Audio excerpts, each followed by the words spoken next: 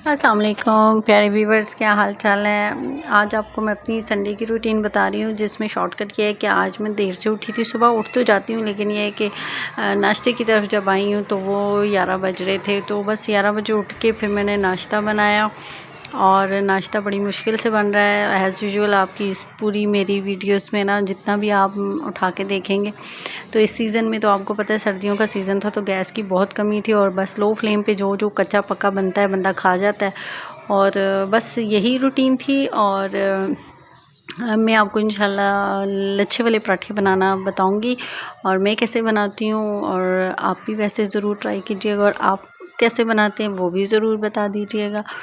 और बस ये था। फिर घर में वो क्या कहते होते हैं, संडे था, और घर में फिर सारा जो किचन का सामान होता है वो भी ले आए थे, तो वो भी फिर साथ साथ साफ़ किया, और साथ साथ घर के बाकी काम किए। हेल्पर भी नहीं आई हुई थी, तो झाड़ू पोछा, बच्चों को साफ़ सुथरा करना, घर को देखना, फिर किचन को देखना।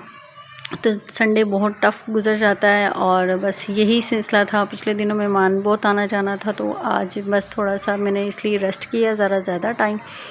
तो बस ये नाश्ता बनने के बाद नाश्ता किया, नाश्ते के बाद फिर मुझे दिन के खाने का, जिस तरह औरतों को टेंशन होती है, तो वो फिर दिन का खाना बनने लग गया। तो वो फिर हमने शाम को ही खाया, क्योंकि हमने नाश्ता लेट किया हुआ था। तो नाश्ते के बाद फिर हमने खाना शाम को 7 बजे खा लिया था, और ये मैंने कीमा आलू बनाए थे, और ये बहुत मज़े के बने। वो भी बिरयानी की तरह ही मैंने बनाया। सब मटेरियल बीच में डाल दिया, आलू मैंने आखिर में डाले, क्योंकि पहले मैंने कीमे की अच्छी सी भुनाई कर ली थी, और उसके बाद मैंने आलू डाल के फिर थोड़ा सा पानी डाल के दम पे रखा, तो आलू भी गल गए। तो फिर आलू के साथ कीमे को भुना, और फिर मज़ेदार जो है ना कीमा हमारा तैयार हो गया था। मैं इसकी आपको फ़ाइनल लुक देख लें।